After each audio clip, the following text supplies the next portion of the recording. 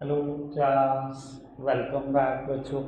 दोपहर बच्चों, स्टार्ट कर रहे हैं नया लेक्चर। बाबू, कल हम कुछ बातें कर रहे थे। हमने एक नया चैप्टर स्टार्ट किया था, फाइनेंशियल मार्केट। अभी तक फाइनेंशियल मार्केट क्या है जब तक नहीं समझाया क्या है। शेयर मार्केट सारे फंक्शन समझ में आ गए थे, चारों के चारों। ठीक है, फाइनेंशियल एसेट्स क्या है?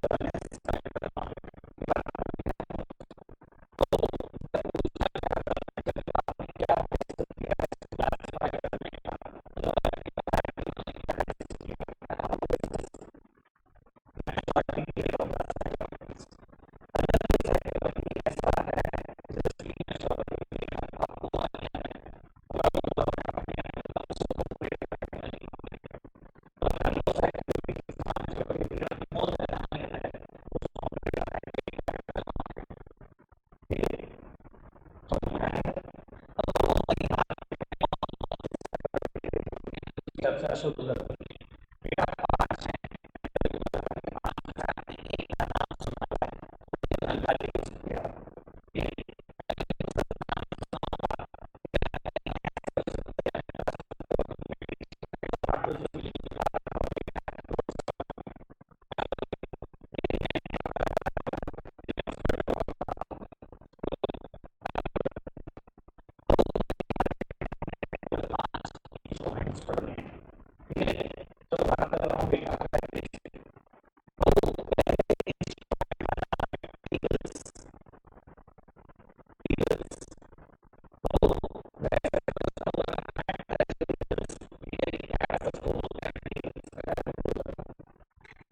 वो पूरा नाम तो इसका ट्रेजरी बिल्स है। ठीक है जी, प्यार से शॉर्टकट में इसको बोलते हैं टेबल्स। अब सुनो जी, मनी मार्केट के टोटल 5 इंस्ट्रूमेंट है। मैंने बता दिए, नाम नहीं बताया पर ये बता दिया क्वांटिटी में 5 है। पांचों में से कोई भी एक आ जाए, कोई भी। पहली लाइन फिक्स है जो मैं लिखूंगा, कोई भी आ जाए पांचों में से बस। ठीक है ना? मेरी बिल्ली मुझे म्याऊं मत करे, मतलब सिखा मैं रहा हूँ, मेरे टेस्ट में ना कर रहे हैं काम। ठीक है जी, मेरी बिल्ली मुझे ही म्याऊं करती है कई बार। ठीक है जी, सिखाता भी मैं हूँ, मेरे टेस्ट में मेरे ऊपर ही चलाते हैं बात। ओ, पांचों में से कोई भी आ जाए, मेरी पहली लाइन फिक्स है, it is the part of short term borrowing. क्या बोल रहा हूं मैं? It is the part of short term borrowing. ये मैंने कैसे डिसाइड करा कि मैं उसको शॉर्ट टर्म बोरोइंग का पार्ट बोलूं? बाबू, मनी मार्केट में वही सिक्योरिटीज ट्रेड होती है जिनका maturity period up to 1 year है। अगर एक साल में पैसे वापस हो ही जाएंगे तो बेटा ये शॉर्ट टर्म फाइनेंस का ही तो पार्ट है भाई। 11th पास हो, अगर किसी इंस्ट्रूमेंट से पैसे ले रहे हो और एक साल में पेमेंट कर देते हो तो वो short term source of finance होता है। और अगर 1 से 5 साल में करते हो तो medium term source of finance, और अगर 5 से ज़्यादा तो long term source of finance. क्योंकि यहाँ पर तो सिक्योरिटी का maximum maturity period up to 1 year है, मैक्सिमम। एक साल ही तो हो सकता है। तो मैं पांचों में लिख दूँ, it is the part of short term borrowing, चलेगा? कोई दिक्कत, कोई परेशानी तो नहीं? चलो जी, और बताओ जी, आगे बढ़ाओ बात को। बाबू, तो सबसे पहले तो बेटा ये शॉर्ट टर्म बोरोइंग का पार्ट है, पहली बात तो फिक्स है। सब सामने देखते रहो, मुझे नोट्स नहीं चाहिए बेटा। आप सब सामने देखते रहो, मैं समझा दूंगा। नोट्स बेटा बस सपोर्ट करने के लिए, समझाना तो मैंने ही है ना। आओ बाबू, 5 सिक्योरिटीज हैं, 5 इंस्ट्रूमेंट है टोटल। कहीं ना कहीं आप देखोगे सबका ना एक स्पेसिफिक मैच्योरिटी पीरियड गिवन है। ठीक है ना? अगला जब पढ़ोगे कॉमर्शियल पेपर है, ठीक है जी, तो बाबू आप देखोगे कि उसका मैच्योरिटी पीरियड दिया हुआ है 15 दिन से 1 साल। उसके बाद कॉल मनी है, उसका दिया हुआ है 1 डे टू 15 डेज। बाबू इसका ना स्पेसिफिक मैच्योरिटी पीरियड कहीं पर भी गिवन नहीं है। अगर गिवन नहीं है तो हम बोल देते हैं कि इसका मैच्योरिटी पीरियड कितना है, लेस देन 1 ईयर है। क्योंकि पता है 1 साल में तो मैच्योर करोगे ही करोगे ना, मनी मार्केट का इंस्ट्रूमेंट है। कोई दिक्कत, कोई परेशानी तो नहीं? बाबू इसका एक दूसरा नाम भी है, मैं नाम बोल रहा हूँ, ठीक है जी, अभी समझाऊंगा सरकार ने क्या सोच के नाम रखा। ठीक है जी सर, दूसरा नाम है जेट सीबी। जेट सीबी मतलब जीरो कूपन बॉन्ड। ठीक है, जीरो कूपन बॉन्ड्स। ठीक है जी, बताऊंगा सरकार ने क्या सोच के नाम रखा। ठीक है जी, सरकार की भी कई बार सोच होती है। बाबू it is issued by tables are issued by central government, sorry, issued by RBI on behalf of central government on behalf of central government। इधर देखना मित्रों, बाबू टेबल्स कौन इशू करता है? कहता है issued by RBI on behalf of central government. जब भी सेंट्रल गवर्नमेंट को पैसे की जरूरत होती है, मेरे देश की गवर्नमेंट को, आप मेरे ख्याल इतना तो पढ़ लिख गए होंगे, आपको पता होगा कि गवर्नमेंट्स बैंक कौन होता है। ये पढ़ी है 11th में बात, मैंने तो पढ़ाई थी बिजनेस स्टडीज में। बाबू गवर्नमेंट का बैंक कौन होता है? आरबीआई होता है ना। सेंट्रल गवर्नमेंट को पैसे की जरूरत है, सेंट्रल गवर्नमेंट ने आरबीआई को अप्रोच किया कि मुझे पैसों की जरूरत है, आप एक काम करो, सेंट्रल गवर्नमेंट की सिक्योरिटी मार्केट में इशू कर दो। बेटा टेबल सेंट्रल गवर्नमेंट की सिक्योरिटी है कि मार्केट में इशू कर दो आप। आरबीआई ने बेटा ये सिक्योरिटी मार्केट में इशू कर दी, लोगों ने खरीदी तो पैसे दिए आरबीआई को और आरबीआई से सिक्योरिटी लेकर चले गए। बाबू ये पैसा आरबीआई ने फर्दर ट्रांसफर कर दिया सेंट्रल गवर्नमेंट को। सेंट्रल गवर्नमेंट इस पैसे को यूज करेगी और जो भी आपकी रिटर्न होगी वो आपको रिटर्न देगी। आपको रिटर्न में क्या मिलता है मैं 1 मिनट में बताना चाह रहा हूँ। समझ में आ रही है बात? कोई दिक्कत कोई परेशानी तो नहीं? अच्छा सेंट्रल गवर्नमेंट को पैसे की जरूरत हो सकती है कि नहीं? सर आपको क्या लगता है सेंट्रल गवर्नमेंट को लोन की जरूरत नहीं होती? सर है? सुनो जी क्वेश्चन, वो आरबीआई से क्यों नहीं ले सकता? सर ले सकता है, कोई हर्ज नहीं है, पर अगर इतना पैसा मांग रहा हो जो आरबीआई के पास भी ना हो फिर क्या करे? हर केस में आरबीआई नहीं दे सकता सारी अमाउंट का लोन। आपको पता है हमारी देश की गवर्नमेंट ने टेबल से भी बहुत सारा पैसा उठाया हुआ है, आरबीआई से भी बहुत सारा पैसा उठाया हुआ है और फॉरेन बैंक से भी उठाया हुआ है। सारी डिमांड आपकी आरबीआई पूरी नहीं कर सकता, ठीक है ना। कई केसेस में ना आप बाबू छोटे बच्चे हो तो आपको पता क्या लगता होगा कि यार कितनी मर्जी करेंसी प्रिंट कर दो, उसमें क्या दिक्कत है? आरबीआई के पास तो करेंसी प्रिंटिंग की मशीन है। अगर 1 लाख करोड़ मांग रही है गवर्नमेंट, रातों रात छापो 1 लाख करोड़ रुपए सरकार को दे दो। ऐसा नहीं कर सकते।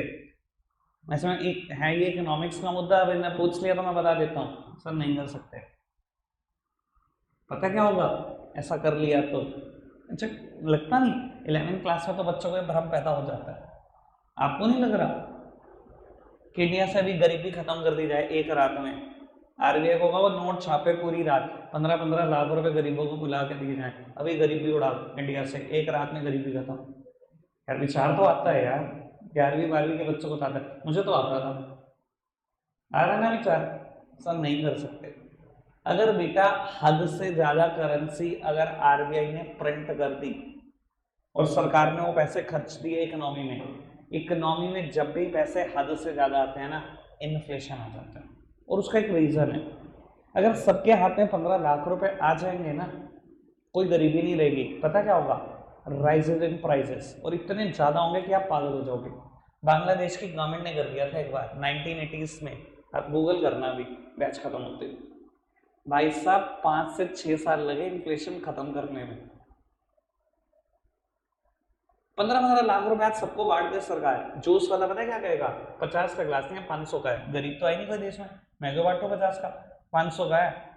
नमक की थैली बेचने वाले कहेगा मैं क्यों बांटू 25-30 की नमक की थैली, 100 किया खरीदनी खरीद ले, नहीं खरीदनी मत खरीद। अब जिसकी जेब में पैसे ही पैसे लहरा रहे होंगे वो क्या कहेगा? कोई दिक्कत नहीं, ये पकड़। जो जूस का गिलास 50 का उसका 200 भी देंगे हम, 300 भी देंगे। सर इतने ज्यादा प्राइसेस बढ़ जाएंगे ना पूरी इकोनॉमी में कि परेशान हो जाओगे। समझ में आई बात? आरबीआई हमेशा सेंट्रल गवर्नमेंट का सॉल्यूशन नहीं है, सारा लोन वो नहीं दे सकता, इतने पैसे कई बार उसके पास भी नहीं होते जितनी गवर्नमेंट को रिक्वायरमेंट होती है। दूसरी बात बाबू, आरबीआई को आपको नहीं पता करेंसी प्रिंटिंग के लिए इंडिया में एक सिस्टम फॉलो होता है। जितना भी आरबीआई करेंसी प्रिंट करता है उसके अगेंस्ट वो गोल्ड रिजर्व रखता है। सुना है कभी ये बात?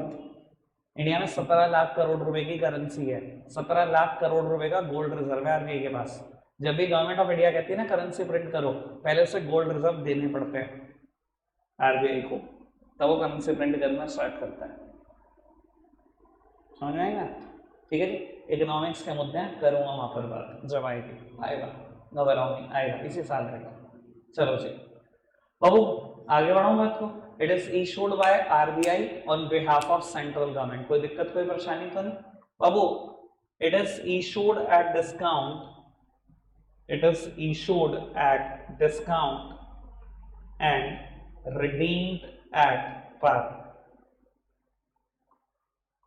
मैं आगे की बात पे लिख दूं,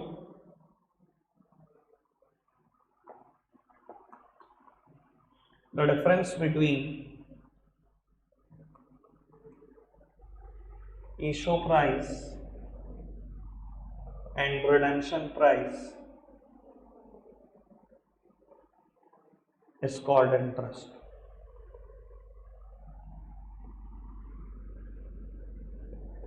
लोग होता है सामने देखना, वो इशू करता है RBI on behalf of central government. बात समझ में आती है। सेंट्रल गवर्नमेंट को जब भी लोन की जरूरत होगी तो बाबू वो आरबीआई को अप्रोच करेगा कि मेरी सिक्योरिटी, सेंट्रल गवर्नमेंट की सिक्योरिटी मार्केट में बेचो। अच्छा एक बात बताओ, लोग हंस के खरीदेंगे क्या नहीं सेंट्रल गवर्नमेंट की सिक्योरिटी? सर इंडिया में लोग एफडी के इतने बड़े फैन हैं कि एफडी ना होगी बाबू खुदाई होगी, भगवान ही हो गया। तो आपको क्या लगता है सेंट्रल गवर्नमेंट की सिक्योरिटी इतनी सेफ? गवर्नमेंट कभी भागती है? देश की गवर्नमेंट कभी भागी हुई है हमारी? गवर्नमेंट भागती है कहीं की? तो अगर उसकी सिक्योरिटी मार्केट में आ रही है तो आपको लगता है लोग चुकते होंगे? अरे भैया मैं खरीदने को तैयार, दूसरा मैं, तीसरा मैं, सब खरीदने को तैयार रहते हैं क्योंकि पता है भैया गवर्नमेंट कभी भाग देने वाली सेफर इन्वेस्टमेंट है और लोगों को सेफ इन्वेस्टमेंट से बहुत प्यार है। मानते हो ना? जो लोग रिस्क नहीं ले सकते बिल्कुल भी, वो एफडी की तरफ अप्रोच करते होंगे या सेंट्रल गवर्नमेंट की सिक्योरिटी की तरफ। ठीक है जी बाबू, कहता है ये सिक्योरिटी हमेशा इशू होती है डिस्काउंट पे और रिडीम होती है पार पे। बाबू ये क्या मतलब हुआ? Issued at discount and redeemed at par. बेटा रिडीम्ड का मतलब होता है रीपेमेंट। ठीक है जी, रिडीम्ड का मतलब क्या होता है? रीपेमेंट। समझना जरा बात को बाबू। मैं आरबीआई, आप सब पब्लिक के मेंबर, मैं आपको सिक्योरिटी बेच रहा हूँ सेंट्रल गवर्नमेंट की, उसके ऊपर लिखा हुआ है एमआरपी। जैसे प्रोडक्ट के ऊपर एमआरपी लिखा होता है, सिक्योरिटीज के लिए हम उसको बोलते हैं, उसी एमआरपी को बोलते हैं फेस वैल्यू। क्या बोलते हैं? फेस वैल्यू, मतलब एमआरपी ही होता है। ये बिल्कुल वैसे ही है कि आप लेस का पैकेट खरीदने गए, मेरी तरफ देखना, लेस का पैकेट खरीदने गए, एमआरपी लिखा है 10 रुपए और शॉपकीपर आपको कह रहा है 9 ही दे दे यार, कोई नहीं मैं डिस्काउंट पे दे रहा हूँ तुझे। ठीक है, आपने 9 दिए, पैकेट खरीद ला, ठीक है जी, और आपको लगा घर आके यार पैकेट बेकार है, मैं पैकेट ले रहा, मैं दूसरा लेके आऊंगा। अब उसके बाद गया यार वापसी कर लिया और उसने क्या करा, एमआरपी देखी कितनी, 10, ले पूरे 10 ले जा। तो वो बिल्कुल वैसे ही है। आरबीआई ने क्या करा, सेंट्रल गवर्नमेंट की सिक्योरिटी इशू करी टी बिल, उसके ऊपर फेस वैल्यू लिखी है 25,000 रुपये और आपको कह रहे हैं 22 ही दे दो, लो 25 के रख लो, 22 ही दे दो। आपने पूछा कि टी बिल का ये मैच्योरिटी पीरियड कितना है, तो आरबीआई की तरफ से जवाब आया कि सेंट्रल गवर्नमेंट ने डिसाइड करा कि आपके पैसे 360 दिन में दे देगी। 360 दिन, एक साल से कम है, दे सकती है 360 दिन में, ठीक है जी। तो वो उसने कहा ठीक है, 22,000 रुपये उसने दिए, एक सिक्योरिटी ले गया जिसके ऊपर लिखा है फेस वैल्यू 25,000 रुपये। क्या ये इशूड एट डिस्काउंट है या नहीं? Issued at discount. 360 दिन पूरे हो गए, आज बाबू वो इंसान अपनी सिक्योरिटी लेकर आया कि सर ये लो सिक्योरिटी का मैच्योरिटी पीरियड खत्म हो रहा है, मुझे मेरे पैसे वापस कर दो। बाबू आरबीआई ने पैसे पता कितने वापस करे? पूरे 25,000, पूरे 25,000। इधर देखो, इशू होता है हमेशा डिस्काउंट पर, लेकिन जब भी रीपेमेंट का नंबर आता है, रीपेमेंट हमेशा पार वैल्यू पर होती है। पार वैल्यू मतलब फेस वैल्यू पर होती है। ठीक है, कोई पूछे बेटा ये 3,000 रुपए सरकार ने आपको क्यों दिए? बेटा ब्याज के दिए। अगर आपने सरकार को 22,000 रुपए दिए थे, सरकार ने आपके 22,000 एक साल तक इस्तेमाल करे, 360 दिन तक उसे इस्तेमाल करने के बदले में सरकार आपको ब्याज ही तो दे रही है। 22 के अगर 25 दे रहे हैं तो 3,000 रुपए किस बात के हैं बेटा? ब्याज के ही तो है। ये बात मैंने यहाँ पर क्लैरिफाई कर दी। The difference between the issue price and the redemption price is called interest. Issue price 22,000, redemption price 25,000, इसके बीच का जो डिफरेंस है वो किस बात का डिफरेंस है? ब्याज का डिफरेंस है। क्या ये बात क्लियर है आपको? कोई दिक्कत, कोई परेशानी तो नहीं? सबसे काम की बात, इशूड, लास्ट बात है, issued in a multiple of, issued in a multiple of 25,000 or thereof। Sir सबसे काम की बात, टी बिल्स 25,000 या उसके मल्टीपल में ही इशू हो सकते हैं, ना उससे कम ना उससे ज़्यादा। यानी कि टी बिल्स का इशू प्राइस क्या हो सकता है, 25,000, 50,000, 75,000, लाख, 1.25 लाख, 1.5 लाख, बस इससे ज़्यादा गिनती नहीं आती मुझे, अपने आप देख लेना। ठीक है, कोई दिक्कत कोई परेशानी तो नहीं। ऐसा हो सकता है कि आरबीआई ने फेस वैल्यू 1.5 लाख के टी बिल्स इशू करे। 1.5 लाख हो सकता है कि नहीं हो सकता, 25,000 का मल्टीपल है कि नहीं, हो सकता है। और आपको कहा कुछ नहीं, आप 1,35,000 ही दे दो, ऐसा हो सकता है। इशूड एट डिस्काउंट, डिस्काउंट पे तो इशू होता है। 1.5 लाख रुपए की फेस वैल्यू के टी बिल्स इशू कर रही है आरबीआई, और आपकी करिए 35 ही दे दो, और इशू कर रही है बेटा 200 दिन के लिए। 200 दिन के लिए कर सकती है कि नहीं कर सकती, कर सकती है। लेस देन 1 ईयर सब अलाउड है, 200 दिन के लिए कर रही है। और at the time of maturity आपको पैसे कितने वापस मिलेंगे, एक 35 या 1.5 लाख, 1.5 लाख। क्यों, क्योंकि हमेशा इशू होता है डिस्काउंट, रिडीम हमेशा होता है at par value face value. ठीक है जी। और बाबू ये जो 15,000 का डिफरेंस है इसकिस बात का, इट इज कॉल्ड इंटरेस्ट। ठीक है जी, समझ में आएगा पक्का से। अब मैं बाबू लॉजिक बताता हूँ सरकार के नाम रखने का, बड़ा वियर्ड लॉजिक है, बड़ा खराब। बाबू मुझे नहीं पता, वैसे तो अभी आप खैर बहुत छोटे हो, आपको पता ही नहीं होगा। बॉन्ड्स का मतलब होता है डिवेंचर्स। बेटा जब कोई private company public company debentures issue करती है, ठीक है ना, तो हम उसे डिवेंचर के नाम से ही जानते हैं, कोई भी ऐसी सिक्योरिटी जिसमें ब्याज इन्वॉल्व है। ठीक है जी। लेकिन बाबू अगर सरकार इशू करती है डिवेंचर्स, तो सरकार के लिए वर्ड डिवेंचर नहीं लगाया जाता, सरकार के लिए वर्ड हमेशा बॉन्ड लगाया जाता है। ठीक है जी। बाबू कूपन का मतलब क्या होता है, कूपन का मतलब होता है इंटरेस्ट। मेरी तरफ देखना सर, कूपन का मतलब इंटरेस्ट होता है, ये बात आप आगे जाकर बढ़ोगे जब सीए में बढ़ोगे। अब सर नाम देखो, कहते हैं जीरो कूपन बॉन्ड, मतलब जीरो इंटरेस्ट डिवेंचर। कहते हैं ये ऐसे डिवेंचर जिनके ऊपर ब्याज नहीं है। मुझे तो बहुत हंसी आती है सरकार की लॉजिक सुनकर। मैंने कहा अच्छा इसमें ब्याज नहीं है, सरकार कहती ब्याज का है, हमने तो रिडेम्पशन प्राइस दिया। ओ भैया जो इशू प्राइस और रिडेम्पशन प्राइस का डिफरेंस है वही तो ब्याज है। सरकार कहती है हमने तो कोई ब्याज नहीं दिया, हमने तो 25,000 रुपए की सिक्योरिटी पहले 22 में दी, जब वापसी करे तो 25 करे, हमने ब्याज कहाँ दिया। मैं समझ गया, मैंने कहा हाँ बहुत बेवकूफ हो तो बहुत बड़े, तुम्हारे को ब्याज नहीं दिखाई दे रही, हमें तो दिखाई दे रही है। हमें ब्याज नहीं दिखाई दे रही, इशू प्राइस और रिडेम्पशन प्राइस का जो डिफरेंस है वो क्या है, इंटरेस्ट ही तो है। सरकार कहती है मैंने कभी ब्याज नहीं दिया, हम तो फेस वैल्यू वापस करते हैं। क्या कबाड़ा था लॉजिक दिया। ठीक है जी। तो सर सरकार का कहना तो था कि ये जीरो इंटरेस्ट डिवेंचर है, डिवेंचर भी है और इनमें ब्याज भी नहीं है सर, लेकिन क्लियरली ब्याज विजिबल होती है, कोई भी इंसान बता देगा कि ब्याज इन्वॉल्व है इसके अंदर, कोई दिक्कत तो नहीं। सर टोटल 7 बातें करी मैंने आपसे, मेरी तरफ देखना, पांचों में से कोई भी इंस्ट्रूमेंट आ जाए, पहली बात क्या लिखोगे, it is a part of short term boring. दूसरी बात में लिखोगे स्पेसिफिक टाइम पीरियड, सर कितना है इसका, स्पेसिफिक गिवन नहीं था तो हमने क्या लिखा, लेस देन 1 ईयर। ठीक है, इसका दूसरा नाम zero coupon bond, issued by RBI on behalf of central government, issued at discount, redeemed at par. The difference between the issue price and the redemption price is called interest. Issued in a multiple of 25,000 or thereof. कोई दिक्कत कोई परेशानी, read करके बताना फटाफट से जल्दी से। बाबू अगला टॉपिक कॉमर्शियल पेपर, सर याद होगा वैसे कुछ कुछ, पब्लिक डिपॉजिट, कॉमर्शियल पेपर, कोई नहीं भी याद तो ठीक है ना, ये तो पता ही होगा मैंने कराया था, इतना तो याद ही होगा। चलो खैर चर्चा को आगे बढ़ाएंगे, सब सामने देखना, टेबल्स को ही बेस बनाते हैं, जितनी बातें टेबल्स में करी उसी के बेसिस पे कुछ जज करने की कोशिश करते हैं कॉमर्शियल पेपर को। मेरी तरफ देखना, सिर्फ प्लीज सामने देखना, मान्या जी सामने देखना। बाबू सबसे पहली बात मैं सेम लिखूंगा, commercial paper is the part of short term borrowing. बाबू इसका स्पेसिफिक मैच्योरिटी पीरियड गिवन है, इसका नहीं था, टेबल्स का नहीं था। कॉमर्शियल पेपर का क्या है, 15 डेज टू 1 ईयर। और मैं आपको बता देता हूँ, वही तुम्हारे प्यारे प्यारे टीचर 3 महीने लिखवाते हैं, 15 दिन से लेकर 3 महीने या 6 महीने। ठीक है ना जी, आप देख लेना, टाइप ऑफ आईसीडी आपको दिखवा रखा था, less than 3 year, less than 3 month, less than 6 month लिखवा रखा था, तो मैं याद ना, मुझे बहुत अच्छे से याद है, ठीक है ना। और अगर मैं बहस करने उधर जाऊँ ना उस टाइम पर, तो पता नहीं क्या क्या हो जाए। भैया 12th क्लास की एनसीईआरटी में लिखा है, आप एनसीईआरटी से बड़े हो गए, कभी भी नहीं होता लेस देन 3 मंथ और लेस देन 6 मंथ, अलग अलग कैटेगरी लिखवाई होती है। क्या बोल रहा हूँ, चलो बहस का मुद्दा नहीं है, ठीक है ना, क्योंकि समझना ही नहीं किसी आदमी ने किसी चीज़ को, तो क्या करें। आओ आगे बढ़ाते हैं बात को।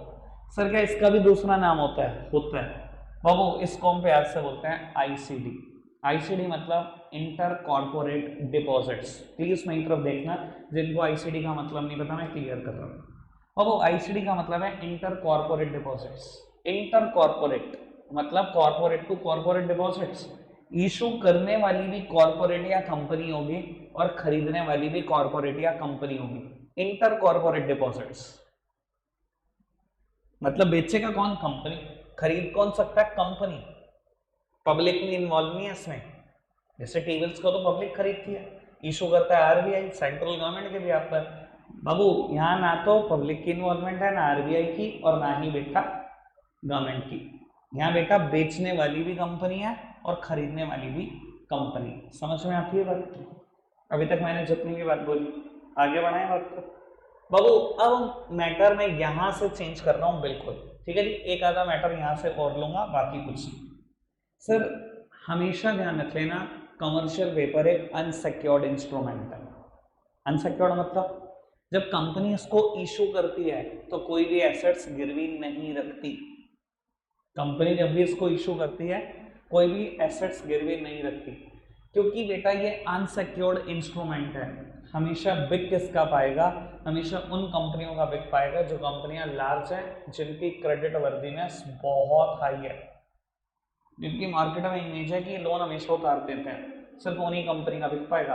वरना मेरी तरफ देखो सर, आप एक कंपनी हो, ठीक है ना, कब बने हो, कल बने हो, कल ही बनाई है कंपनी।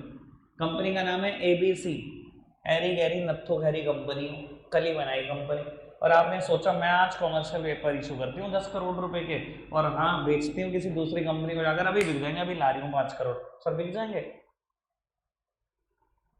सर अनसिक्योर्ड इंस्ट्रूमेंट है, अनसिक्योर्ड।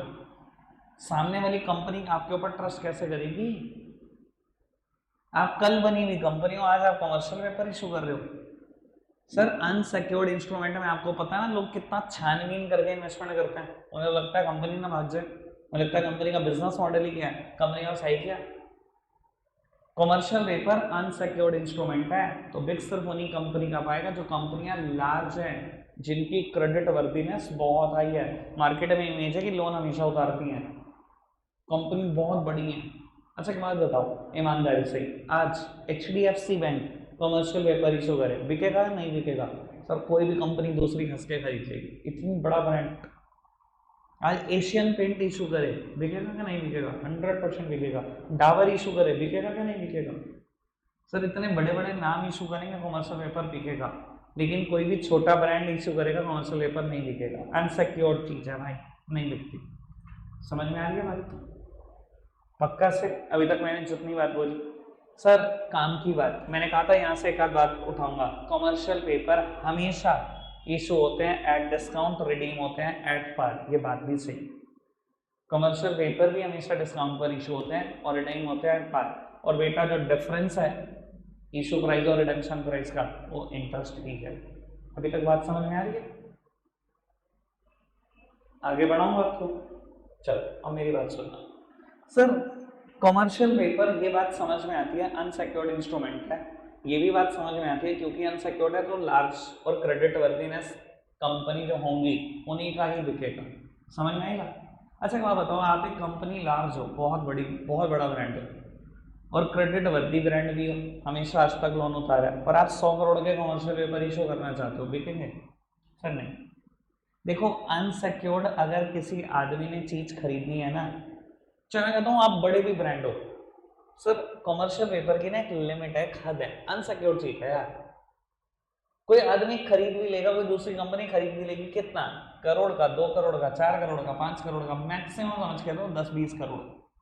आप ये सोचो ना, मैं 100 करोड़ जैसी रकम या 1000 करोड़ जैसी रकम कमर्शियल पेपर से रेस कर सकता हूँ, सर ये आपकी बहुत बड़ी बेवकूफ़ी है। अगर इतनी बड़ी रकम के लिए जाना ना, 100 करोड़, 1000 करोड़, 500 करोड़, ऐसी चीजें सिर्फ इक्विटी शेयर बिकते हैं। कभी भी कॉमर्शियल पेपर कोई नहीं खरीदता, कोई भी नहीं खरीदता 100 करोड़ जैसी रकम के। कोई दूसरी कंपनी ना बेटा इन्वेस्ट करोड़, 2 करोड़, 3 करोड़, 5 करोड़ बस इतना ही कर सकती है अनसिक्योर्ड चीज में। अनसिक्योर्ड चीज के लिए कोई 100 करोड़ नहीं देगा, और अगर अनसिक्योर्ड चीज के लिए 100 करोड़ देने हैं तो उसको वोटिंग पावर चाहिए, जो इक्विटी शेयर में है। बिना वोटिंग पावर के 100 करोड़ दे दें अनसिक्योर्ड चीज में, कल कंपनी जाए तो दूसरी भी ढह जाए जिसने इन्वेस्ट करे। समझ, ये बात को भी समझ के चलो कि कॉमर्शियल पेपर की एक हद है, 5-10 करोड़ बस, इससे ज़्यादा नहीं। अभी तक मैं जो बात बोल रहा हूँ क्लियर है। अब आखिरी 2 काम की बात है। कॉमर्शियल पेपर मार्केट में सिर्फ 2 ही इस्तेमाल के लिए इशू होते हैं, और मैं बता देता हूँ मैंने 11th में दोनों पढ़ाए हुए हैं, याद आ जाएगा जिन्होंने मुझसे पढ़ा हुआ है। मैं तो पहले ही एडवांस पढ़ा के चलता हूँ, वो आपको नहीं पता होता। हाँ, 2 ही इस्तेमाल के लिए इशू होते हैं, एक तो सीजनल और वर्किंग कैपिटल नीड, और एक बेटा फ्लोटेशन कॉस्ट मीट आउट करने के लिए। मैं दोनों बातें याद कराता हूँ, याद नहीं आएंगे अभी। बाबू कमर्शियल पेपर से 2 इस्तेमाल के लिए इशू हो सकते हैं, सीजनल और वर्किंग कैपिटल नीड के लिए, या बेटा इक्विटी शेयर की फ्लोटेशन कॉस्ट मीट आउट करने के लिए। पहले सीजनल और वर्किंग कैपिटल नीड का एग्जाम्पल। बाबू आपको एक कंपनी हो टाटा वोल्टास, ठीक है, वोल्टास याद होगा, मैंने 11th में भी शायद यही एग्जाम्पल दिया था, याद आना शुरू हो गया होगा। टाटा वोल्टास, बाबू आप क्या करते हो, एसी बनाते हो, ठीक है जी, और आपको भी पता है आपका सीजन क्या है, ठीक है ना, समर्स आपका पीक सीजन है और विंटर्स आप खाली हो। बाबू जनवरी शुरू हुआ, टाटा को प्रोडक्शन के लिए पैसों की जरूरत पड़ रही है, उसे वर्किंग कैपिटल चाहिए कि प्रोडक्शन में कुछ पैसे डाल दे, वो रॉ मटेरियल खरीद ले। तो बाबू उसके पास पैसे नहीं है और पैसों की जरूरत है 10 करोड़ के।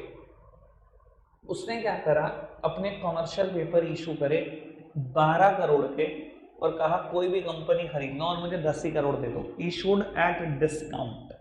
12 करोड़ की फेस वैल्यू है, मुझे 10 ही करोड़ दे दो, ये जो 2 करोड़ होंगे मैं ब्याज के तौर पे दूंगा, मतलब रीडिंग 12 करोड़ पे ही करूंगा, और रिडेम्पशन का टाइम पीरियड चाहिए मुझे 8 महीने, ठीक है जी, 8-9 महीने का बेटा समर्स है, इतना टाइम के लिए मैं पैसे यूज करूँ। कोई भी कंपनी 2 करोड़ की ब्याज सुन के अच्छा लगेगा उसको, 10 के 12 मिल रहे हैं बाबू, और टाटा जैसे ब्रांड दे रहा है, बिकेगा।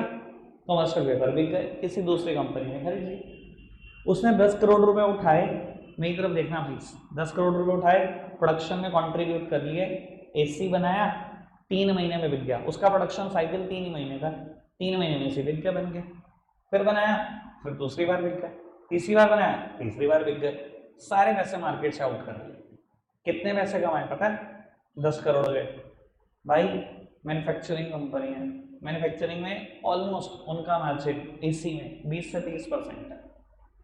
अब कितना ही मान लो 20% तुमने मान लिया भाई, 10 करोड़ से 2 करोड़ एक बार कमाए, 2 करोड़ एक बार कमाए, 2 करोड़ एक बार कमाए, 6 करोड़ कमाए, 10 के कर दिए 16, अगर 12 दे भी दिए तब भी 4 बच गए, और वो भी तब जब पैसा 1 रुपया भी अपना नहीं था, 1 रुपया भी मेरा नहीं था। लोगों से 10 करोड़ उठाए, 10 के 16 कर दिए, उनको 12 दे दिए, 4 महीने बच गए। उनके 10 करोड़ के 2 ही करोड़ मिले, आपके बिना पैसों के 4 करोड़ मिले। तो पहला इस्तेमाल कॉमर्शियल पेपर का क्या है, सीजनल और वर्किंग कैपिटल नीड फुलफिल कर सकते हो।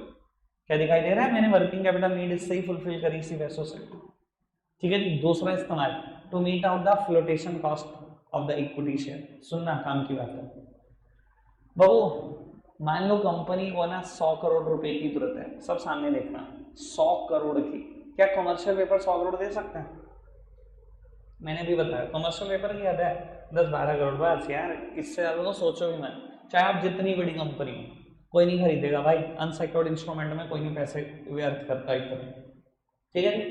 तो बाबू अब कंपनी को पता है यार 100 करोड़ तो यार नहीं यार, 100 करोड़ के तो इक्विटी शेयर ही दे सकते हैं, ठीक है।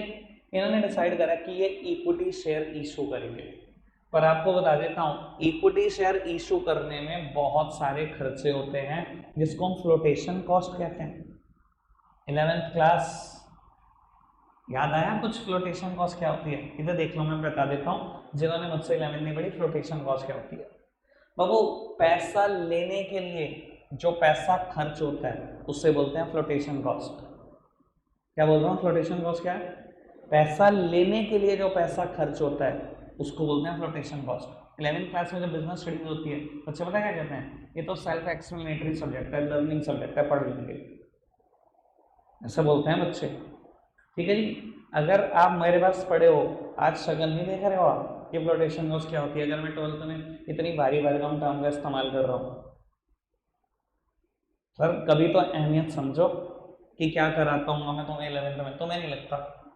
सर फ्लोटेशन कॉस्ट क्या होती है बेटा, पैसा लेने के लिए जो पैसा खर्च होता है उसे फ्लोटेशन कॉस्ट कहते हैं। आपको क्या लगता है जब आप इक्विटी शेयर इशू करते हो कोई पैसा खर्च नहीं होता? जिनको थोड़ा सा भी आइडिया, मैं आइडिया दे देता हूँ क्या क्या पैसा खर्च होता है।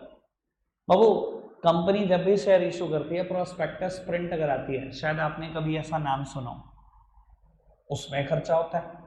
बाबू कंपनी जब शेयर बिकवाती है तो ब्रोकर अंडर राइटर के थ्रू शेयर बिकवाती है, ब्रोकरेज देने में, अंडर राइटिंग कमीशन देने में खर्चा होता है। बाबू कंपनी जब भी शेयर इशू करती है, कभी टीवी ऐड कर रही है बताने के लिए कि मेरा शेयर आ रहा है मार्केट में, कभी बेटा न्यूज़पेपर ऐड कर रही है, उसमें खर्चा करती है। सर जिसको फ्लोटेशन कॉस्ट का और आइडिया बिल्कुल नहीं है, बिल्कुल भी नहीं है, सब कुछ नहीं होता, मैं समझा दूंगा, आएगा एक जगह पर आएगा तो मैं पक्का समझा दूंगा। अभी बस इतनी बात समझ लो बाबू, ये 100 करोड़ रुपए फ्री में नहीं मिल जाएंगे, इसके लिए खर्चा करना पड़ेगा। ठीक है, अब बाबू बता देता हूं, इक्विटी शेयर इशू करने के लिए लगभग जो फ्लोटेशन कॉस्ट खर्च होती है वो 10% है, यानी कि 10 करोड़ खर्च हो जाएंगे 100 करोड़ लेने के लिए। कितने पैसे खर्च हो जाएंगे? 10 करोड़ 100 करोड़ लेने के लिए लगभग फ्लोटेशन कॉस्ट है बेटा 10%। अब समझना काम की बात, गेम समझना।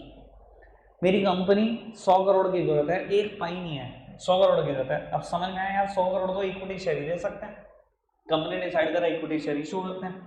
अब कंपनी को यार 10 करोड़ भी तो चाहिए खर्चने के लिए, वो भी तो नहीं है, तो कंपनी ने 12 करोड़ रुपए के कॉमर्शियल पेपर इशू करे in the market at a discount of 2 crore. कि 12 करोड़ की चीज है 10 ही दे दो। बाबू एक कंपनी ने खरीद लिया कॉमर्शियल पेपर, इनके पास 10 करोड़ आ गए, इस 10 करोड़ का क्या करा? खर्चा कर दिया फ्लोटेशन कॉस्ट का। इक्विटी शेयर के 100 करोड़ आ गए 10 करोड़ खर्चने के बाद, ये 100 करोड़ रुपए प्रोडक्शन में इन्वेस्ट कर दिए। जो कुछ भी करना था कंपनी ने, मान लो कंपनी ने टेक्सटाइल प्रोड्यूस करना था, कपड़ा, मशीनरी उठा ली, कपड़ा उठा लिया, प्रोडक्शन स्टार्ट कर दिया। ठीक है जी, बाबू पहले साल इस 100 करोड़ से हमने मार्केट में बहुत बढ़िया माल बेचा, और मान लो पहले साल कमा लिए 15 करोड़। भाई इतना कंपनियां कमा लेती है 15 से 20%, 15 करोड़ आ गए। पहले साल में किसका पैसा उतारा? कॉमर्शियल पेपर का maturity period less than a year है, 15 दिन से 1 साल में पैसा उतारना होता है। आपने क्या करा? पहले साल में जो 15 लाख रुपए कमाए, क्या करा? 15 करोड़ रुपए जो कमाए, क्या करा? 12 करोड़ रुपए कॉमर्शियल पेपर वालों के वापस कर दिए।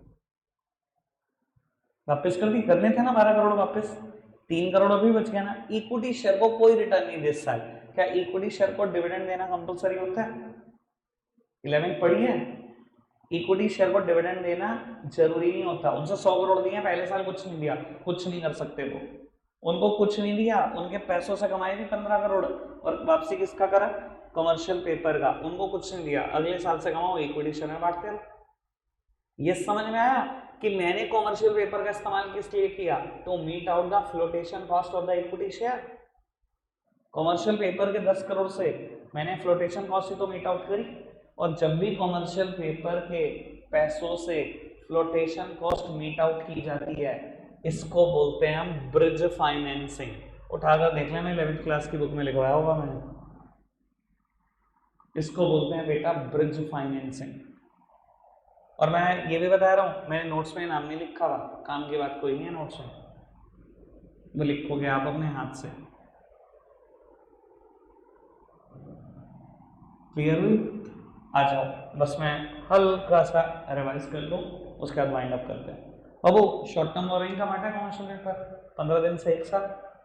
दूसरा नाम आईसीडी, इंटर कॉर्पोरेट डिपॉजिट, मतलब कॉर्पोरेट टू कॉर्पोरेट, इशू करने वाला भी कॉर्पोरेट, खरीदने वाला भी कॉर्पोरेट। सर अनसेक्योर्ड इंस्ट्रूमेंट है, बिग किस कंपनी का पाएगा? जो कंपनियां लार्ज हैं, जिनकी क्रेडिट वर्दीनेस बहुत आई है, मार्केट में इमेज है हमेशा पैसा उतारे इसमें लोन का, सिर्फ वही कमर्शियल पेपर इशू कर पाएंगे। ठीक है जी। सर क्या वो भी 100-200 करोड़ जैसी रकम रेस कर पाएंगी कमर्शियल पेपर से? सर नहीं, चाहे आप बहुत बड़ी कंपनी, 5-10, सर इतना ही लिमिट समझो, इससे ज़्यादा नहीं जा सकते। ठीक है जी, ये बात समझ में आई। कमर्शियल पेपर दो इस्तेमाल के लिए इशू होता है, क्या क्या? सीजनल और वर्किंग कैपिटल में, और बेटा to meet out the flotation cost. और अगर फ्लोटेशन कॉस्ट के लिए इस्तेमाल हुए आप, तो आपका नाम कमर्शियल पेपर नहीं रहेगा, आपको हम बोलेंगे ब्रिज फाइनेंसिंग। ठीक है जी, लगता है आज के लिए इतना ही है प्यारे बच्चों, बाय।